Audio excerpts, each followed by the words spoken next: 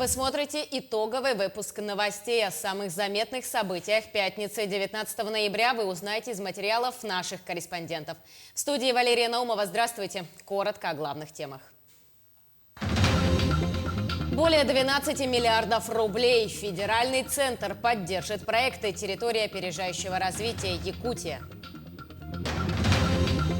Диагностировать на ранних сроках. В Алданскую центральную районную больницу поступила новая аппаратура.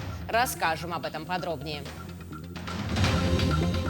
Сделал сам, помоги другому. Победитель WorldSkills открыл авторскую кондитерскую и собирается готовить новых участников и победителей соревнования. Ежедневные тренировки. Киоку Синкай, каратист из Ленска, вновь готовится к соревнованиям. Наш корреспондент узнал о планах спортсмена. Заместитель председателя правительства России Юрий Трутнев провел совещание по вопросам работы энергетического комплекса республики, в том числе формирования тарифных решений в электросетевом комплексе республики и энергообеспечения Запада Якутии в осенне-зимний период 2021-2022 годов. Открывая совещание, Юрий Трутнев подчеркнул, что устойчивое развитие экономики республики и реализация инвестиционных проектов во многом зависит от надежной работы энергетического комплекса региона. В Якутии энергокомпаниями уже реализованы такие масштабные проекты, как строительство первой очереди Якутской ГРЭС-2 и линии Чернышевский, Мирный, Ленск, Пеледуй. После присоединения западного и центрального энергорайонов к ОЭС «Востока» значительно повысилась надежность энергоснабжения потребителей региона. Рассматривались также вопросы надежности работы энергосистемы республики. Энергетики должны в процессе своей работы обеспечивать необходимые потребности экономики с учетом ее роста. Если сегодня есть проблемы с водностью ряда водохранилищ, значит, надо искать другие способы производства электроэнергии, тянуть линии электропередач из энергопрофицитных регионов, использовать ветер, солнце, может быть, ставить атомные станции малой мощности, о чем мы пока говорили. Пусть сами анализируют и дают предложения, но совершенно очевидно одно, что без энергетики республика развиваться не может развиваться экономика, и это производство электроэнергии должно подстраиваться под потребности экономики, а не наоборот. Федеральный центр поддержит проекты ТОР Якутия. В рамках реализации уже заключили 27 соглашений об осуществлении деятельности. А общий объем инвестиций превышает 12 миллиардов рублей. В планах создание более 1500 рабочих мест. Глава Минвостокразвития Алексей Чекунков посетил нескольких резидентов и оценил их преимущества. Подробнее в сюжете Мадины Халиковой. Здесь круглый год выращивают свежие овощи, зелень и даже клубнику. Тепличный комплекс «Саюри» обеспечивает якутян натуральными продуктами. «Саюри» – единственное сельхозпредприятие во всем мире, созданное с применением инновационных технологий в суровых условиях Крайнего Севера. Вот пятая теплица, это, так скажем, вообще очень сильно показательная. У нас еще впереди 1,5 месяца, а с нее мы уже собираем 110 килограмм с квадратного метра. Было 58. Сегодня в рамках рабочего визита комплекс посетил министр по развитию Дальнего Востока и Арктики Алексей Чекунков. Ему рассказали, проект состоит из 3 очередей. Открытие второго этапа 3-й очереди завершат в декабре. В 2022 году производственную мощность хотят увеличить до 2274 тонн в год. Самое главное, что перспективны те люди, которые стоят за этими проектами. Это огромное и сложное дело – создавать новый бизнес, новое производство, платить людям зарплату. Это огромная ответственность, бороться за рынки. То, что у резидентов Торг-Кангаласы это получается, это отрадно. У меня позитивное сохраняется ощущение от всего увиденного. С нашей стороны мы берем на себя ответственность поддерживать всеми мерами государственной поддержки, которые есть в программе по развитию Дальнего Востока. Проекты резидентов направлены на развитие местного производства. Например, твердотопливные котлы длительного горения популярны далеко за пределами Якутии. О перспективах развития ТОР в республике рассказала министр экономики Майя Данилова. Сейчас действуют 2 территории опережающего развития – Якутия и Южная Якутия. В них задействованы 45 резидентов. Объем инвестиций более 123 миллиардов. И это не предел. Основная задача – создание новых рабочих мест. Резиденты, работающие здесь, именно в ТОР Якутии, они внедряют очень новые современные технологии, переформатируют свои производства. Да, из небольшого ремесленного дела возникает совершенно новое серийное производство. Это очень интересно, и это именно та история, которую мы бы хотели делать для экономики республики. На сегодня территории опережающего социально-экономического развития Якутия заключено 27 договоров, а общий объем инвестиций по соглашениям превышает 12 миллиардов. Сейчас резиденты уже создали 500 рабочих мест, планируют еще 1500. Алексей Чекунков резюмировал, федеральный центр поддержит Якутию в этом направлении. Мадина Халикова, Владимир Павлов, Якутск. В Музее России «Моя история» открылась выставка, посвященная Году науки и технологии в России. Представлены ряд инновационных проектов, большая часть из которых – это проекты выпускников и резидентов технопарка «Якутия». Выставка поделена на 3 сектора – производственный кластер, биокластер и IT-сфера. Отметим, что данная выставка также посвящена десятилетию создания технопарка «Якутия». Поэтому большая часть экспозиции – это работы резидентов парка. Выставлено более 30 проектов, часть из них в виртуальном формате. Поэтому горожане и гости музея смогут смело пройтись по виртуальным экспозициям представленных проектов и погрузиться в мир современных и нанотехнологий. Выставка будет работать до 19 декабря. Часто здесь бываем и следим за прогрессом. То, что здесь представлены такие достаточно востребованные и в промышленности, и в хозяйстве решения интересные. И вот использование местной флоры и фауны в виде биодобавок тоже достаточно такое прогрессивное, мне кажется, перспективное решение. То есть мы вообще следим за проектами технопарка, видим их прогресс, то есть видели, когда это еще были в стадии разработок. Сейчас мы видим, что это уже, сейчас наблюдаем, что это уже воплотилось в реальное решение, на которое уже есть заказы. Это, конечно, не может не радовать. Перейдем к эпидситуации в республике. За минувшие сутки выявлен 281 случай коронавирусной инфекции. Так, в столице региона отмечено 130 заболевших. Среди районов антирейтинг возглавляет Алданский район, в котором зафиксировано 18 случаев. 16 случаев в Хангаласском районе, в Мернинском – 12. По 11 заразившихся в Мегино-Кангаласском и Нерюнгринском районах. Еще в 18 районах Якутии выявлено от 1 до 10 случаев заражения COVID-19. В тяжелом состоянии у нас находится 124 пациента, из них на ИВЛ 33. На ИВЛ, на аппарате искусственной вентиляции легких у нас находится как в реанимационных отделениях города Якутска, так и в реанимационных отделениях районов республики. Гражданам оказывается телемедицинская консультация. Тем, кто находится в ИВЛах в районах республики, нужно сказать, что 90% из находящихся в тяжелом состоянии на ИВЛе – это не привитые граждане с осложненными хроническими заболеваниями. По-прежнему, как я уже обращаю внимание, вакцинация является наиболее эффективным способом защиты заболеваний. И на настоящий момент нужно сказать, что уже 3 улуса республики достигли вакцинирования первым компонентом 80% от взрослого населения. Новая аппаратура лучевой диагностики поступила в Алданскую центральную районную больницу. В стационаре появился палатный рентген, а в городской поликлинике на более современные были заменены маммограф и флюорограф. Аналогичную установку также получила больница Нижнего Куранаха. Оснащение было произведено по республиканской программе модернизации здравоохранения. Продолжение темы в нашем сюжете. Маммографическое обследование на этом аппарате уже прошли первые пациентки. В рентген-кабинете Алданской городской поликлиники маммограф старого образца был заменен цифровым. Теперь данные пишутся не на кассету. Изображение по интернету сразу же поступает в лабораторный компьютер.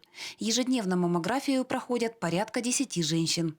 Маммографию у нас хорошо делают. Я почти у нас медкомиссия каждые 2 года, но я через год делаю. Нормально, хорошие девушки, хорошо у нас делают. С 39 лет женщинам необходимо проходить маммографию раз в 2 года. Обследование позволяет выявлять на ранних стадиях различные новообразования. Процент онкологических заболеваний остается высоким, а полное излечение возможно лишь при своевременно начатом лечении. У нас очень много женщин болеет с грудью, ну, поэтому они очень важные. И вот особенно в связи с этим коронавирусом всем обследоваться, мы же не можем ездить в Якутск. Диагностическую аппаратуру Алданская ЦРБ получила по республиканской программе модернизации здравоохранения. Новый аппарат был установлен в кабинете флюорографии.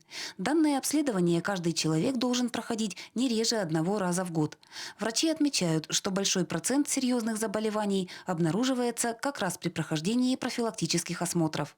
Сделаем вдох, не дышим. Дышим. Флюорография выявляет как туберкулез и новообразования на ранних стадиях, так и иные патологии в легких и бронхах, в том числе очаги воспаления, пневмонии, фиброзы и плевриты. Прошли мы обучение на новом аппарате. Аппарат довольно-таки интересный. Каждый день проходит более 100 человек у нас на исследование. Кроме маммографа и флюороаппарата, Алданская ЦРБ получила передвижной палатный рентген. Он будет использоваться в стационаре для обследования тяжело больных пациентов. В рамках программы модернизации оснащение лечебных учреждений современным оборудованием продолжится до 2024 года. Татьяна Вахнина, Георгий Баранов, Алдан. Медиацентр Национальной библиотеки Якутии признан лучшей пресс-службой библиотек России. На ежегодном совещании руководителей федеральных и центральных региональных библиотек России были объявлены победители в конкурсе библиотеки про движение. Заместитель министра культуры России Ольга Ярилова объявила победителей. В номинации «Лучшая пресс-служба библиотеки», в которой оценивали креативные команды и ежедневную коммуникацию служб с читателями, выиграла команда главной библиотеки Якутии. Для нас победа в столь значимом большом всероссийском конкурсе очень большое достижение. Признание деятельности нашего медиацентра и нашей библиотеки на столь высоком уровне, на уровне Российской Федерации, нас очень вдохновляет и дает надежду на то, что мы идем в правильном направлении, по правильному пути, и что работа нашей медиаслужбы, медиацентра нашего доносит до нашего читателя актуальную, достоверную, нужную информацию. Обладатель медальона за профессионализм по компетенции кондитерское дело чемпионата WorldSkills Степан Кириллин открыл авторскую студию в Якутске. В своей мастерской кондитер собирается обучать не только желающих, но и готовить участников WorldSkills к предстоящим соревнованиям. Подробности в материале Ульяны Шагиной. 23-летний талантливый Степан увлекся кондитерским делом еще в детстве. Сегодня он настоящий профессионал своего дела. Обучался у мастеров Франции, Швеции и других стран. Теперь, набравшись опыта, готов делиться своим умением и с другими. Здесь будет обучаться начинающие кондитера, желающие, студенты, школьники. Чему будешь их учить? Буду учить именно по заданию, по конкурсным заданиям, по WorldSkills в основном. Там сложные десерты, например, скульптуры, корпусные конфеты и так далее. Студия Степана находится в частном секторе. Тишина и умиротворение становятся главными спутниками, когда мастер творит настоящие произведения искусства, используя не только шоколад, но и ягоды, к примеру, бруснику и морожку. Молодой кондитер уже имеет порядка 30 своих личных рецептов, но не перестает постоянно экспериментировать в поисках такого шедевра, который смог бы удивить самых искушенных ценителей сладкого. Я проходил зарубежные курсы по кондитерскому делу. И там уже набрался опыта у многих самых известных кондитеров. И можно сказать, у меня накопилось очень много рецептур, очень много идей. Студия только начинает работать, но запись на обучение у талантливого кулинара уже на месяц вперед. Есть в планах и делать сладкое на заказ, но большого размаха пока не планируют.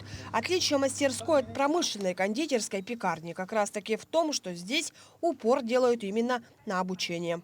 Сложные начинки, темперирование шоколада и покраска, велюр, вот это все в принципе, тоже является некого рода творческой работой. И мы хотели бы, конечно же, в первую очередь удивить, скажем так, население и жителей нашей республики тем, что начнем готовить кондитеров, которые будут работать, скажем так, с высокой кухней кондитерской индустрии. Еще одна ближайшая цель Степана – принять участие в 2024 году в международном чемпионате World Chocolatier Masters, где свое умение показывают лучшие кулинары мира. Так что, тренируя в своей мастерской желающих, кондитер будет оттачивать и собственные навыки. Ульяна Шагина, Георгий Григорьев, Якутск. В селе Намцы на средства алмазодобывающей компании «Алроса» ведется строительство уникального дворца культуры и духовного развития. Новый трехэтажный объект должен стать эпицентром культурного, духовного развития и творческой жизни всего Улуса. Первая свая культурного объекта была установлена в 2020 году в День Республики. Проект реализуется по поручению главы Якутии Айсена Николаева и финансируется целевым фондом будущих поколений Якутии за счет средств «Алроса», общая сумма которого составляет 422 миллиона рублей. Строительство ведут работники РДР Групп, подрядчиком выступает акционерное общество РФА Инвест. Общая площадь объекта составляет 5692 квадратных метра. В настоящий момент ведутся работы по кладке наружной стены внутренних перегородок.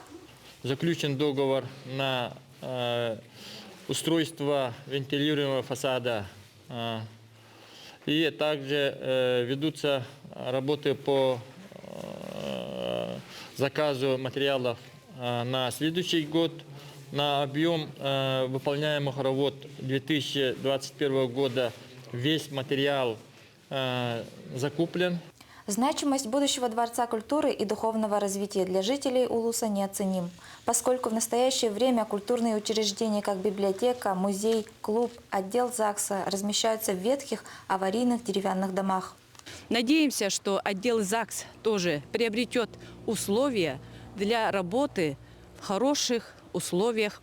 И все это благодаря фонду будущих поколений, благодаря компании «Алроса», благодаря правительству, нашему главе Айсену Сергеевичу Николаеву и нашему главе Улуса Юрию Иннокентьевичу Слепцову.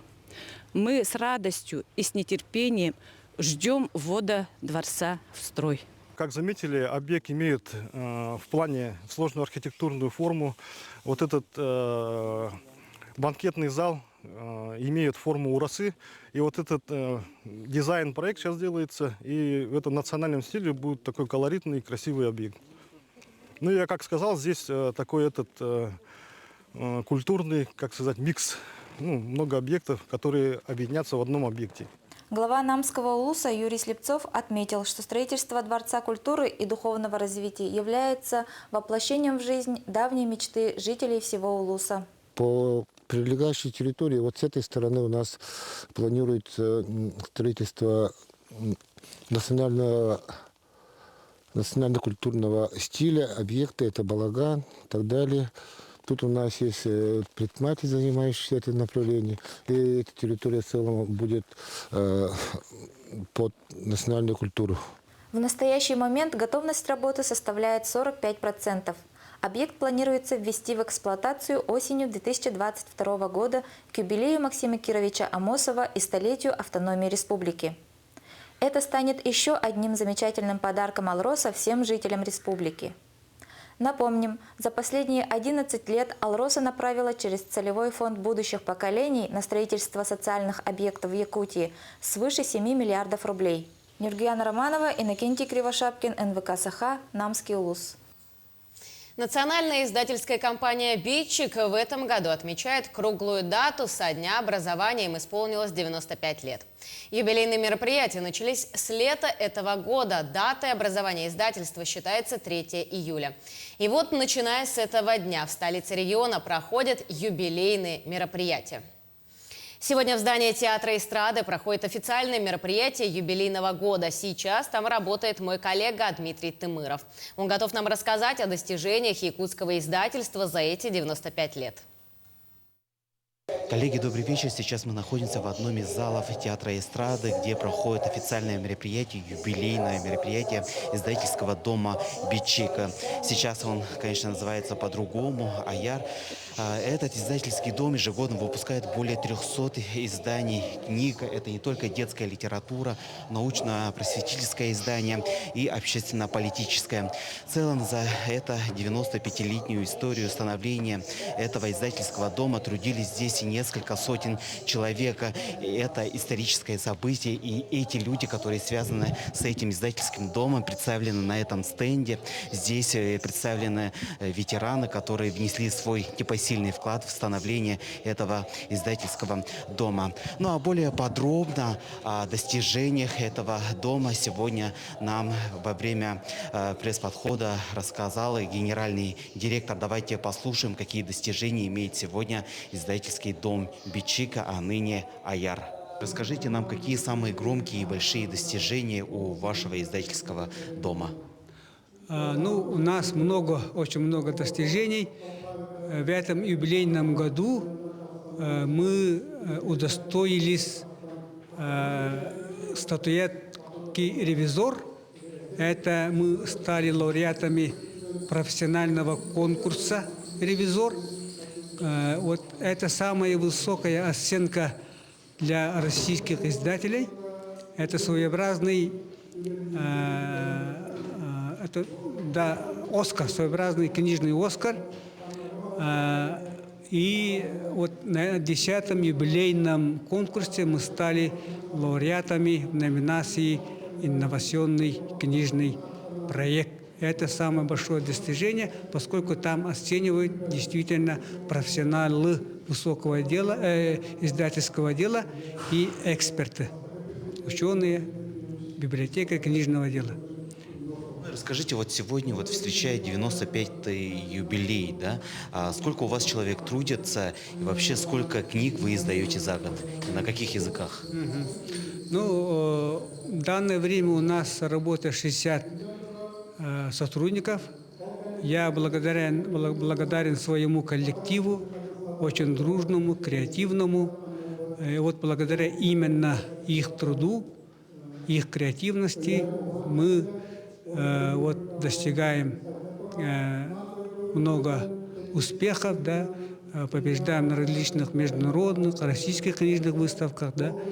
И, конечно, не секрет, что в данное время чтение книг, вообще чтение падает, к сожалению. Но мы не унываем. Мы издаем сейчас в данное время около 300 наименований книг тиражом 450 тысяч экземпляров. Это в данное время хорошие показатели, потому что даже центральные крупные российские издательства, у них средний тираж стал 3-4 тысячи экземпляров. А у нас средний тираж составляет 2000 экземпляров.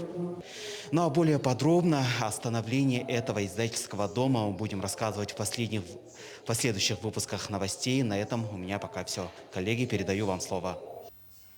Мы движемся далее. Алданский бассейн, расположенный в спортивно-оздоровительном комплексе «Энергетик», примет первых посетителей уже завтра. Общая площадь комплекса составляет более 2000 квадратных метров. Посещение бассейна – это двухэтажное здание. Первый этаж технический, а на втором разместили раздевалки, санузлы, душевые, кабинет врача и медсестер. Вход для взрослых составит 300 рублей, для детей – 150. Для посещения бассейна взрослым необходимо наличие QR-кода. Дети с 7 до 14 лет допускаются только в сопровождении взрослых. Помимо этого, в ближайшее время начнется набор детей до 7 лет в группы начальной подготовки отделения «Спортивное плавание». Подающий надежды киокусинкай каратист из Ленска Александр Синьков снова готовится к соревнованиям. Каждый день двухчасовые тренировки. Спортсмен намерен показать все свое мастерство и добиться результатов выше, чем предыдущие. О планах Александра узнала наш корреспондент Светлана Балеева. Александр Синьков – спортсмен-каратист, совсем юный и подающий большие надежды. Занимается киокусинкай карате уже 7 лет. Мальчик рассказывает, что интерес к этому виду спорта возник в 1 классе. С каждым днем он становился все сильнее. И Саша попросил маму записать его в секцию. Мне как-то сразу понравилось ходить на карате. Тут интереснее, для меня интереснее, чем в любом другом виде спорта. В этом виде спорта мне нравятся соревнования. Там интересно, всякие тушки. Александр вспоминает, что сначала было сложно, многое не получалось, но благодаря своей настойчивости, силе воли, он постепенно начал совершенствовать свои навыки и сегодня добился успехов. Саша участвовал уже во многих соревнованиях районного, республиканского и российских уровней. В этом году я участвовал на соревнованиях в Москве. Я занял 3-е место, попались очень сильные противники. И мне немного не хватило опыта, чтобы занять призовое 1-е место. По словам тренера Олега Долбараева, Александр – один из перспективных на сегодняшний день спортсменов Киокусинкай карате. Изначально он не проявлял таких супер, так скажем, способностей, да? Но мне кажется, вот за счет его характера, стремления он начал добиваться таких успехов. У Александра зеленый пояс. Этот пояс уже считается, так скажем, более таким боевым поясом. Это уже матерые, так скажем, ребята, да, уже получают этот пояс, там есть ограничения, то есть ты должен занимать какие-то определенные места на определенном уровне соревнований, и тогда у тебя уже есть возможность сдать на этот пояс. То есть каждый пояс, он как квалификация спортсмена. Планы у героя нашего сюжета большие, требующие много сил, времени и желания трудиться, совершенствуя себя и свои возможности. Я хочу взять КМС или мастера спорта и стать чемпионом. Сегодня Саша готовится к соревнованиям российского уровня. Теперь мальчик намерен отработать в полную силу и занять 1-е место. Светлана Балеева, Виталий Андреев, Ленск. Таким наши корреспонденты увидели уходящий день. Мы продолжим следить за развитием событий. Всего доброго и до свидания.